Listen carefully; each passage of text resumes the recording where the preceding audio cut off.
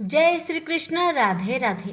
प्यारे भक्तगणों, आज आप सभी श्रवण करेंगे चैत्र पूर्णिमा की व्रत कथा। हिंदू वर्ष के मुताबिक यह साल की पहली पूर्णिमा होती है और उसे चैत्री पूर्णम भी कहते हैं। इस दिन हनुमान जी का जन्म हुआ था। भक्तजन इस दिन व्रत करते हैं, हनुमान चालीसा तथा सुंदरकांड आदि का पाठ करते हैं। हनुमान जी धर्म के रक्षक, संकट मोचक तथा कल्याण करने वाले माने जाते हैं। हनुमान जी का स्मरण करने से बल, बुद्धि, निर्भयता, धैर्य तथा विवेक आदि गुण प्राप्त होते हैं। इस वर्ष चैत्र पूर्णिमा 23 अप्रैल 2024 दिन मंगलवार को है। इस दिन हनुमान जयंती भी है। इस दिन विष्णु जी के स्वरूप भगवान सत्यनारायण की पूजा की जाती है और उनकी कृपा प्राप्त करने के लिए पूर्णिमा का व्रत रखा जाता है। चंद्रमा को अर्घ्य और रात में लक्ष्मी पूजन करने से सुख समृद्धि आती है। चैत्र पूर्णिमा का शुभ मुहूर्त। पंचांग के अनुसार इस साल चैत्र माह की पूर्णिमा तिथि 23 अप्रैल 2024 को सुबह 3:25 पर शुरू होकर 6 अप्रैल 2024 को सुबह 5:18 पर समाप्त होगी। उदया तिथि के अनुसार चैत्र पूर्णिमा 23 अप्रैल 2024 को है। चैत्र पूर्णिमा के दिन वानरराज केसरी नंदन और माता अंजनी के घर हनुमान जी का जन्म हुआ था। हनुमान जी को चिरंजीवी होने का वरदान प्राप्त है। कहते हैं चैत्र पूर्णिमा पर जो बजरंग बली की आराधना करता है, सुंदरकांड, हनुमान चालीसा, रामायण पाठ करता है, स्वयं हनुमान जी उसकी हर संकट में रक्षा करते हैं। साधक को जीवन में समस्त सुखों की प्राप्ति होती है। वहीं पौराणिक मान्यताओं के अनुसार चैत्र पूर्णिमा के दिन भगवान श्री कृष्ण ने वज्र में रास उत्सव रचाया था, जिसे महारास के नाम से जाना जाता है। इस महारास में हजारों गोपियों ने भाग लिया था। हर गोपी के साथ भगवान श्री कृष्ण रात भर नाचते थे। भगवान कृष्ण ने यह कार्य अपनी योग माया से किया था। पूर्णिमा पर किया तीर्थ स्नान दान न खत्म होने वाला पुण्य देता है। अब आइए श्रवण करते हैं पूर्णिमा की व्रत कथा। सत्यनारायण की व्रत कथा। भगवान सत्यनारायण की पूजा हिंदू धर्म में एक महत्वपूर्ण पूजा में से एक है। स्कंद पुराण के विवाह खंड में सत्यनारायण व्रत कथा का उल्लेख किया गया है। सत्यनारायण व्रत के कथा में यह कहा गया है कि जो कोई भी सत्यनारायण की व्रत कथा को कहता, सुनता है, भगवान उसकी सभी मनोकामना को पूर्ण करते हैं। हिंदू धर्म में लोग विशेष अवसर, मासिक पूर्णिमा, गुरुवार और मासिक संक्रांति को सत्यनारायण व्रत करते हैं। आइए जानते हैं इस कथा का महत्व और श्रवण करेंगे श्री सत्यनारायण भगवान की बड़ी ही दुर्लभ कथा। इसे सुनने मात्र से ही पुण्य की प्राप्ति होती है। सत्यनारायण व्रत कथा का महत्व। सत्य को ही भगवान मानक, सच्ची निष्ठा और श्रद्धा के साथ जो कोई भी सत्यनारायण कथा का पाठ करता है, सुनता है या दूसरों को सुनाता है, भगवान हरि उनकी रक्षा करते हैं और उसकी मनोकामना को पूर्ण करते हैं। शास्त्रों में इस कथा के महत्व को बताते हुए ये कहा गया है कि इस कथा को करने से व्यक्ति को 1000 यज्ञ करने के बराबर पुण्य मिलता है। इस व्रत में भगवान विष्णु की सत्य स्वरूप की कथा बताई गई है। सत्यनारायण व्रत को करने से जीवन में सुख, समृद्धि और संतोष की प्राप्ति होती है और सभी प्रकार के दुख, दरिद्र दूर होते हैं। सत्यनारायण व्रत 5 अध्यायों में बटा हुआ है। कथा के अनुसार व्रत में 2 बातों का विशेष रूप से ध्यान देना चाहिए। पहला, किए गए संकल्प को भूलना नहीं है और दूसरा, कथा सुनने के बाद भगवान का प्रसाद लेकर ही जाना चाहिए। ये अब जान लेते हैं श्री सत्यनारायण भगवान की व्रत की पूजन विधि के बारे में और फिर श्रवण करेंगे कथा। भक्त सुबह जल्दी उठकर पवित्र स्नान करे, अपने घर और मंदिर को साफ करे, भगवान सूर्य को अर्घ्य दे और उनके मंत्रों का जाप करे। एक लकड़ी की चौकी पर पीला कपड़ा बिछाए और भगवान सत्यनारायण की प्रतिमा स्थापित करे। गंगा जल और पंचामृत से अभिषेक करे, हल्दी या चंदन का तिलक लगाए, पीले फूलों की माला अर्पित करे, देसी घी का दिया भगवान सत्यनारायण की प्रतिमा के सामने जलाए, सत्यनारायण व्रत कथा पढ़े या सुने और अंत में भगवान सत्यनारायण की आरती करे और भोग प्रसाद परिवार के सभी सदस्यों में बांटे। प्रसाद खाकर अपने व्रत का पालन करे और स्वास्तिक भोजन से व्रत खोले। इस शुभ दिन पर किसी भी तामसिक भोजन का सेवन भूलकर भी ना करे। ये श्रवण करते हैं श्री सत्यनारायण भगवान की व्रत कथा।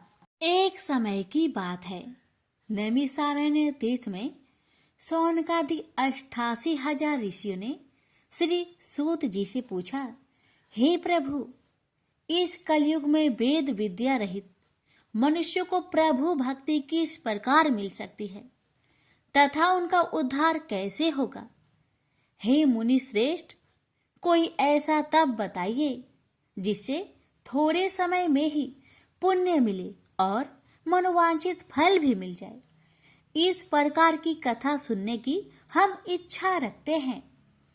सर्व शास्त्रों के ज्ञाता सूत जी बोले, हे वैष्णवों, मैं पूज्य आप सभी ने प्राणियों के हित की बात पूछी है, इसलिए मैं एक श्रेष्ठ व्रत को आप लोगों को बतलाऊंगा जिसे नारद जी ने लक्ष्मी नारायण जी से पूछा था और लक्ष्मीपति ने मुनि श्रेष्ठ नारद जी से कहा था।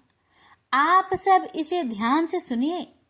एक समय की बात है, योगीराज नारद जी दूसरों के हित की इच्छा लिए अनेकों लोकों में घूमते हुए मृत्यु लोक में आ पहुंचे। यहाँ उन्होंने अनेक योनियों में जन्मे प्राय सभी मनुष्यों को अपने कर्मों द्वारा अनेकों दुख से पीड़ित देखा। उनका दुख देख नारद जी सोचने लगे कि कैसा यत्न किया जाए इसके करने से निश्चित रूप से मानव के दुखों का अंत हो जाए। इसी विचार पर मनन करते हुए वह विष्णु लोक में गए। वह देवों के इस भगवान नारायण की स्तुति करने लगे, जिनके हाथों में शंख, चक्र, गदा और पद्म थे, गले में वरमाला पहने हुए थे। स्तुति करते हुए नारद जी बोले, हे भगवान, आप अत्यंत शक्ति से संपन्न हैं। मन तथा वाणी भी आपको नहीं पा सकती है। आपका यदि मध्य तथा अंत नहीं है। निर्गुण स्वरूप सृष्टि के कारण भक्तों के दुख को दूर करने वाले आपको मेरा नमस्कार है। नारद जी की स्तुति सुन विष्णु भगवान बोले, हे मुनि श्रेष्ठ, आपके मन में क्या बात है? आप किस काम के लिए पधारे हैं, उसे निसंकोच कहो। इस पर नारद मुनि बोले कि मृत्युलोक में अनेक योनियों में जन्मे मनुष्य अपने कर्मों के द्वारा अनेकों दुख से दुखी हो रहे हैं। हे नाथ, आप मुझ पर दया रखते हैं तो बताइए कि वो मनुष्य थोड़े प्रयास से ही अपने दुखों से कैसे छुटकारा पा सकते हैं। श्री हरि बोले, हे नारद, मनुष्य की भलाई के लिए तुमने बहुत ही अच्छी बात पूछी है, जिसके करने से मनुष्य मोह से छूट जाता है। वह बात मैं कहता हूँ, उसे सुनो। स्वर्ग लोक व मृत्यु लोक दोनों में एक दुर्लभ उत्तम व्रत है जो पुण्य देने वाला है। आज प्रेमवश होकर मैं उसे तुमसे कहता हूँ। श्री सत्यनारायण भगवान का यह व्रत अच्छी तरह विधान पूर्वक करके मनुष्य तुरंत ही यहाँ सुख भोग कर मरने पर मोक्ष पाता है। श्री हरि के वचन सुन नारद जी बोले कि उस व्रत का फल क्या है और उसका विधान क्या है। यह व्रत किसने किया था, इस व्रत को किस दिन करना चाहिए, सभी कुछ विस्तार से बताए। नारद की बात सुनकर श्री हरि बोले, दुख व शोक को दूर करने वाला यह व्रत सभी स्थानों पर विजय दिलाने वाला है। मानव को भक्ति व श्रद्धा के साथ शाम को श्री सत्यनारायण की पूजा धर्म परायण होकर ब्राह्मणों व बंधुओं के साथ करनी चाहिए। भक्ति भाव से ही नैवेद्य केले का फल, घी, दूध और गेहूं का आटा सवाया ले। गेहूं के स्थान पर 60 का आटा, शक्कर तथा गुड़ लेकर वह सभी भक्षण योग्य पदार्थों को मिलाकर भगवान का भोग लगाए। ब्राह्मणों सहित बंधु बांधवों को भी भोजन कराए। उसके बाद स्वयं भोजन करे और भजन कीर्तन के साथ भगवान की भक्ति में लीन हो जाए। इस तरह से सत्यनारायण भगवान का यह व्रत करने पर मनुष्य की सारी इच्छाएं निश्चित रूप से ही पूरी होती है। इस कली काल अर्थात कलयुग में मृत्यु लोक में मोक्ष का यही एक सरल उपाय है। इति श्री सत्यनारायण व्रत कथा प्रथम अध्याय संपूर्ण। श्रीमन नारायणे नारायणे नारायण, भज मन नारायणे नारायणे नारायण। श्री सत्यनारायण भगवान की जय। सूत जी बोले, हे ऋषियों, जिसने पहले समय में इस व्रत को किया था उसका इतिहास कहता हूँ, ध्यान से सुनो। सुंदर काशीपुरी नगरी में एक अत्यंत निर्धन ब्राह्मण रहता था। भूख प्यास से परेशान हुआ धरती पर घूमता रहता था। ब्राह्मणों से प्रेम करने वाले भगवान ने एक दिन ब्राह्मण का भेष धारण कर उसके पास जाकर पूछा, हे ब्रीप, नित्य दुखी होकर तुम पृथ्वी पर क्यों घूमते हो? दीन ब्राह्मण बोला, मैं निर्धन ब्राह्मण हूँ, भिक्षा के लिए धरती पर घूमता हूँ। हे भगवान, यदि आप इसका कोई उपाय जानते हो तो बताइए। वृद्ध ब्राह्मण कहता है कि सत्यनारायण भगवान मनोवांछित फल देने वाले हैं, इसलिए तुम उनका पूजन करो। इसे करने से मनुष्य सभी दुखों से मुक्त हो जाता है।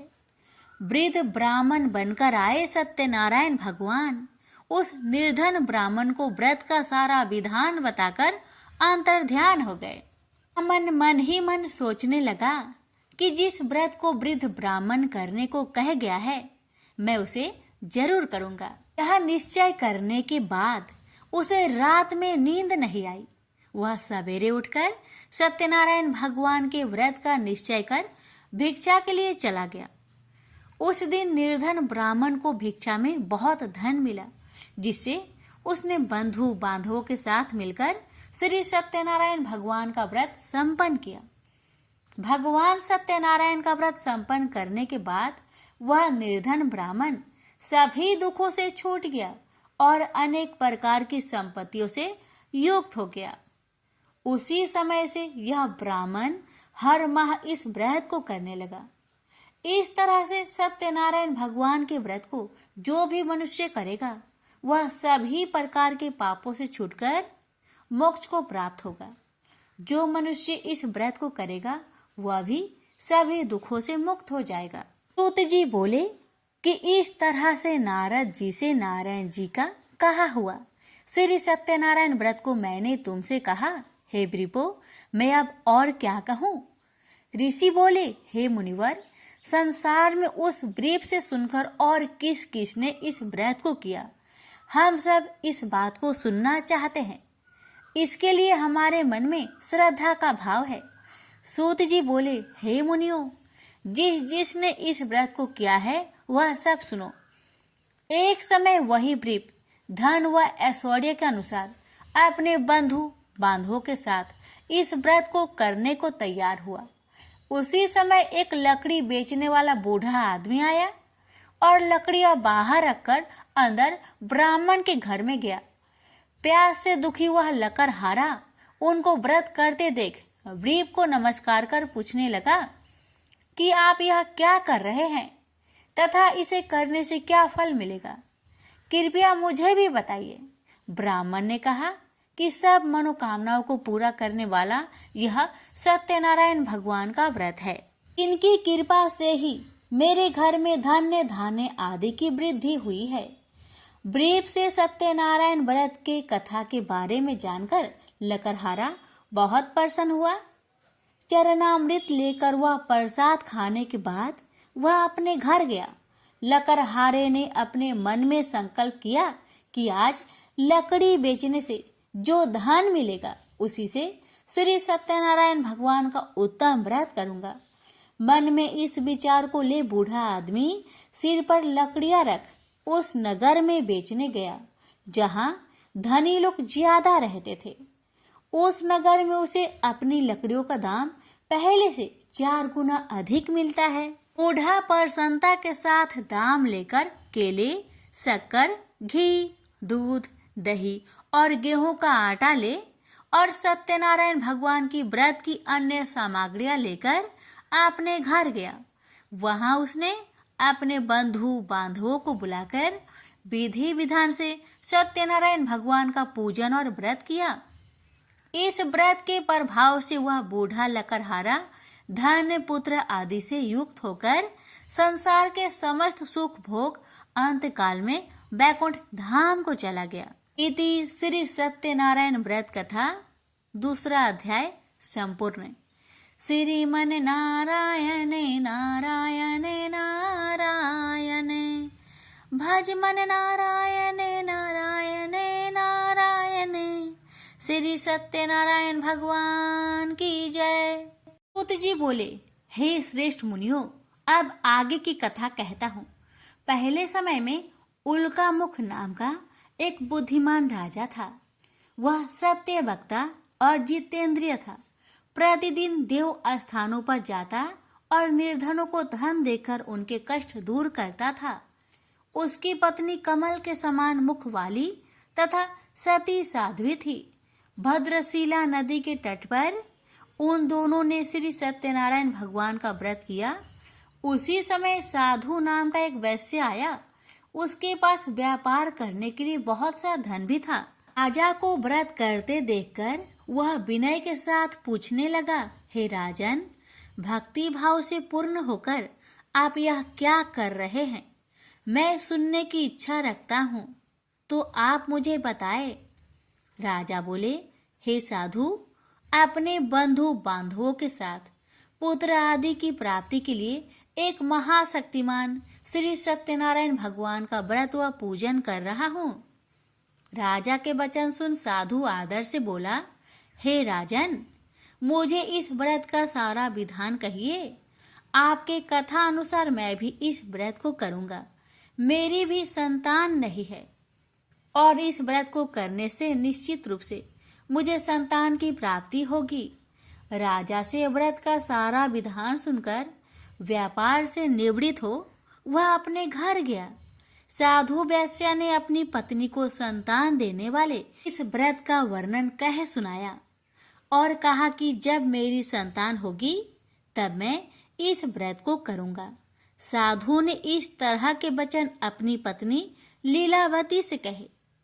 एक दिन लीलावती पति के साथ आनंदित हो सांसारिक धर्म में प्रवृत्त होकर सत्यनारायण भगवान की कृपा से गर्भवती हो गई।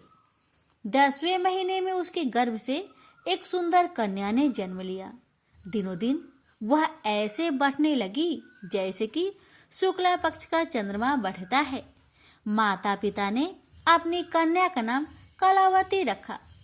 एक दिन लीलावती ने मीठे शब्दों में अपने पति को याद दिलाया कि आपने सत्यनारायण भगवान के जिस व्रत को करने का संकल्प किया था उसे करने का समय आ गया है। आप इस व्रत को करिए। साधु बोला कि हे प्रिय, इस व्रत को मैं उसके विवाह पर करूंगा। इस प्रकार अपनी पत्नी को अवशासन देकर वह नगर को चला गया। कलावती पिता के घर में रह वृद्धि को प्राप्त हो गई। साधु ने एक बार नगर में अपनी कन्या को सखियों के साथ देखा तो तुरंत ही दूत को बुलवाया और कहा कि मेरी कन्या की योग वर देखकर आओ। साधु की बात सुनकर दूत कंचन नगर में पहुंचा और वहां देखभाल कर लड़की के सुयोग बनिक पुत्र को ले आया। सुयोग लड़के को देख साधु ने बंधु बांधवों को बुलाकर अपनी पुत्री का विवाह कर दिया। लेकिन दुर्भाग्य की बात ये कि साधु ने अभी भी श्री सत्यनारायण भगवान का व्रत नहीं किया। इस पर श्री भगवान क्रोधित हो गए और श्राप दिया कि साधु को अत्यधिक दुख मिले। अपने कार्य में कुशल साधु बनिया जमाई को लेकर समुद्र के पास स्थित होकर रत्नासारपुर नगर में गया। वहां जाकर दामाद ससुर दोनों मिलकर चंद्रकेतु राजा के नगर में व्यापार करने लगे। एक दिन भगवान सत्यनारायण की माया से एक चोर राजा का धन चुराकर भाग रहा था। उसने राजा के सिपाहियों को अपना पीछा करते देख चुराया हुआ धन वहां रख दिया जहां साधु अपने जमाई के साथ ठहरा हुआ था। राजा के सिपाहियों ने साधु वैश्य के पास राजा का धन पड़ा देखा तो वह ससुर जमाई दोनों को बांधकर प्रसन्नता से राजा के पास ले गए और कहा कि उन दोनों चोरों को हम पकड़ लाए हैं, आप आगे की कार्रवाई की आज्ञा दे। राजा की आज्ञा से उन दोनों को कठिन कारावास में डाल दिया गया और उनका सारा धन भी उनसे छीन लिया गया। श्री सत्यनारायण भगवान के शराप से साधु की पत्नी भी बहुत दुखी हुई। घर में जो धन रखा था उसे चोर चुरा ले गए। शारीरिक तथा मानसिक पीड़ा व भूख प्यास से अति दुखी हो अन्न की चिंता में कालावती के ब्राह्मण के घर गई। वहां उसने श्री सत्यनारायण भगवान का व्रत होते देखा। फिर कथा भी सुनी। वह प्रसाद ग्रहण कर वह रात को घर वापस आई।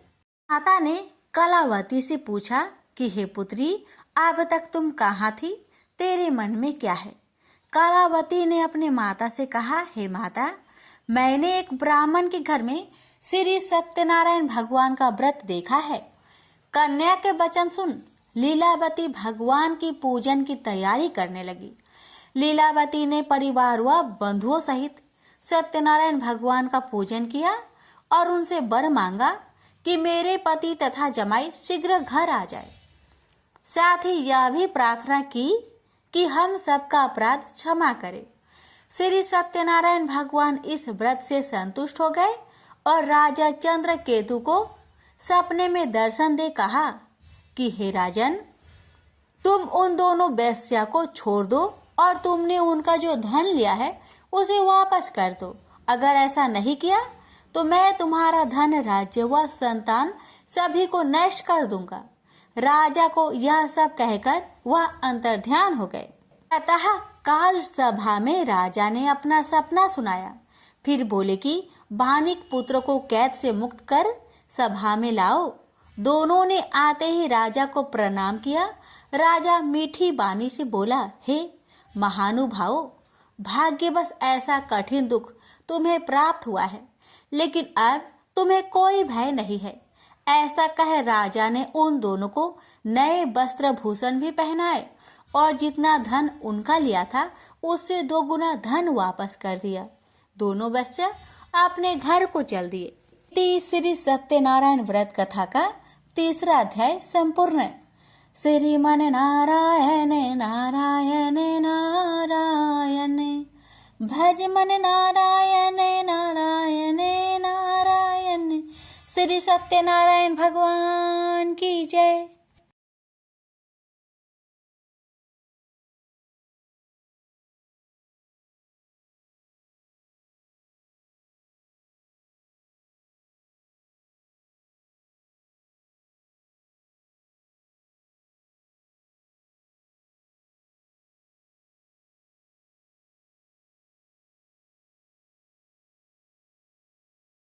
सूत जी बोली, वैश्या ने मंगलाचार कर अपनी यात्रा आरंभ की और अपने नगर की ओर चल दिया।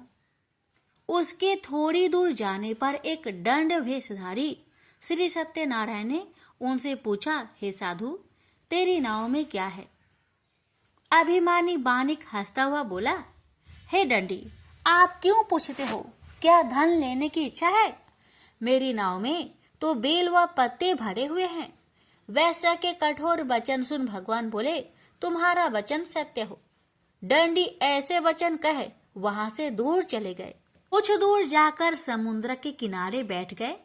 दंडी के जाने के बाद साधु वैश्या ने नित्य क्रिया के पश्चात नाव को ऊंची उठते देखकर अचंभा माना और नाव में बेल पत्ते आदि देख वह मूर्छित हो जमीन पर गिर पड़ा। मूर्छा खोलने पर वह अत्यंत शोक में डूब गया। तब उसका दामाद बोला कि आप शोक ना मनाए, यह दंडी का श्राप है, इसलिए हमें उनकी शरण में जाना चाहिए, तभी हमारी मनोकामना पूरी होगी। दामाद की बात सुनकर वह डंडी के पास पहुंचा और अत्यंत भक्ति भाव नमस्कार करके बोला, मैंने आपसे जो असत्य वचन कहे थे उनके लिए मुझे क्षमा दे। ऐसा कह कहकर महान शोकातुर हो रोने लगा। डंडी भगवान बोले, हे बानिक पुत्र, मेरी आज्ञा से बार बार तुम्हें दुख प्राप्त हुआ है, तू मेरी पूजा से विमुख हुआ। साधु बोला, हे भगवान, आपकी माया से ब्रह्मा आदि देवता भी आपके रूप को नहीं जानते, तब मैं अज्ञानी कैसे जान सकता हूँ।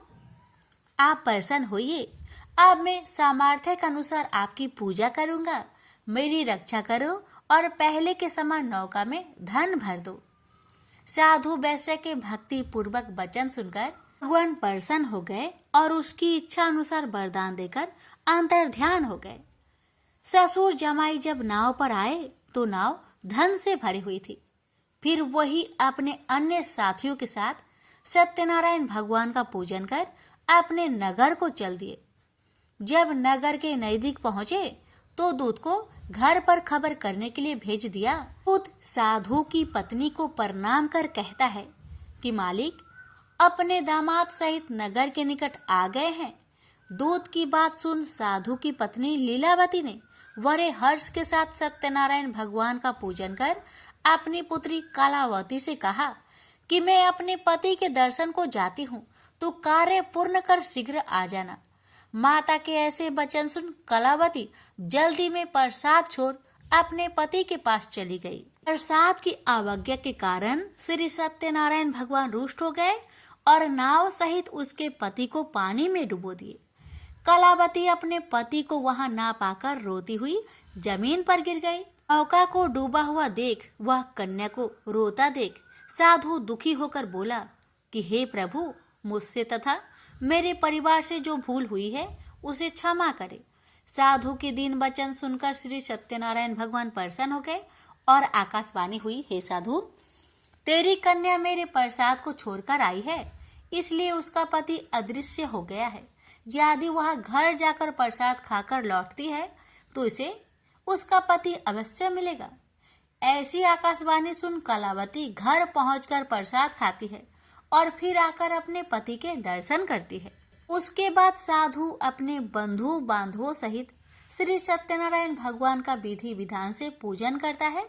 इस लोक का सुख भोग वह अंत में स्वर्ग जाता है। इति श्री सत्यनारायण व्रत कथा चतुर्थ अध्याय संपूर्ण। श्रीमन नारायणे नारायणे नारायणे भज मन नारायणे नारायणे नारायण।